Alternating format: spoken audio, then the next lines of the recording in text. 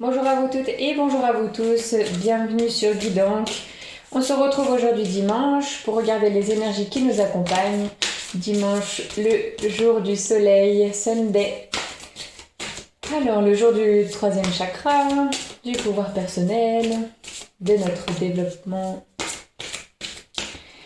Qu'est-ce qui peut nous accompagner? Quel chakra peut être relié aussi ou bloqué? Qui est-ce qui va venir nous parler? Quel mot peut-être juste à voir, à lire, va pouvoir nous faire passer un message? Alors, expression dans ce troisième. Alors, peut-être que... Bon, bah là, je pense tout de suite à l'enfant intérieur qui aime bien s'exprimer, qui aime bien chanter, qui aime bien jouer. On voit ce petit oiseau, la bouche ouverte, qui s'exprime, s'exprime loin, fort, qui se fait entendre. On voit que les énergies partent de tous les côtés. Je n'ai pas l'impression qu'il soit en danger, simplement il communique. Il communique, voilà, on a un beau ciel bleu, un beau champ, et puis de belles couleurs aussi. Alors, on peut regarder aussi les couleurs qui portent sur lui. Bleu, donc on a une confirmation que le cinquième a besoin d'une attention. Il est bien placé ici, pour le petit oiseau. Puis du orange. Le orange aussi, donc on a 3 couleurs aujourd'hui, jaune, orange et bleu.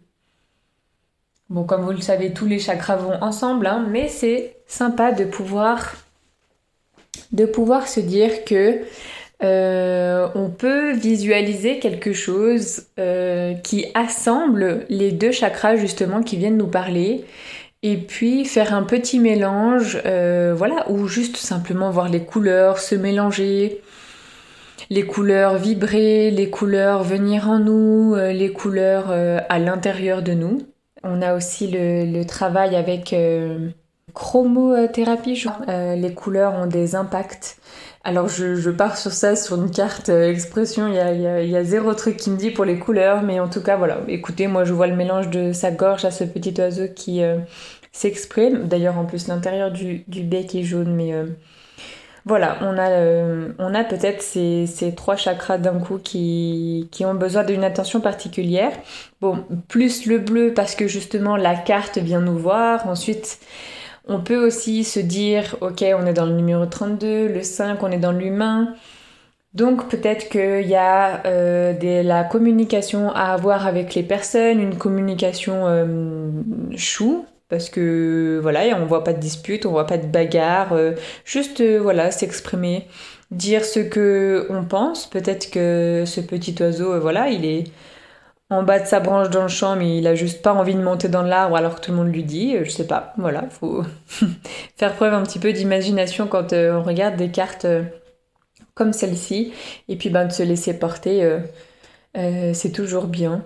Vous voyez que le petit oiseau est entouré, vraiment sur son corps, il est entouré d'une énergie or. C'est très très joli, même vers le bas de sa queue. Et puis on la retrouve aussi dans le ciel, donc c'est une énergie très très bienveillante. Et puis voilà, il est focalisé, il parle peut-être à ses amis, à ses parents, n'importe. Mais en tout cas, il est tout seul. Il n'est pas en groupe. J'entends plus une expression en groupe, c'est vrai. Voyons voir les mots. Vocalisation intérieure, confiance en soi, individualité. Alors, individualité. Alors oui, c'est peut-être, comme on le sait, pour faire un groupe, il faut déjà que l'individu seul soit bien. Et quand en tant qu'individu on est bien, on peut échanger de façon saine avec les autres.